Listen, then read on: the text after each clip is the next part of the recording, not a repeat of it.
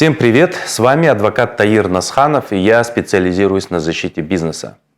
Сегодня я поделюсь с вами одной из интересных ситуаций из моей практики. Адвокат в защите должен искать такой способ защиты, который в той или иной ситуации является наиболее верным и приемлемым.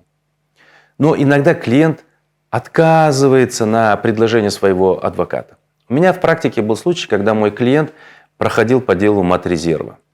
Он по поручению своего руководителя делал металлические банки, куда вместо тушенки размещал сою.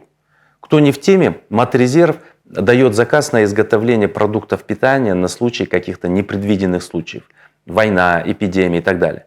После истечения срока годности продукты питания уничтожаются. Но здесь пошло не так, как раньше. Эти продукты питания перед истечением срока давности выпустили на рынок.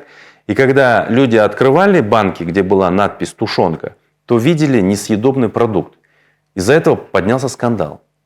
При таких обстоятельствах и наличии железных доказательств моему клиенту следовало бы показать на главного фигуранта своего дела и, возможно, остаться на свободе. Но он меня не послушал и из чувства ложно понимаемого чувства верности пытался выгораживать своего шефа. От меня он отказался. Недавно был оглашен приговор, по которому он вместе со своим шефом получил 12 лет лишения свободы. Печально, учитывая его пожилой возраст, он может из зоны уже живым не вернуться.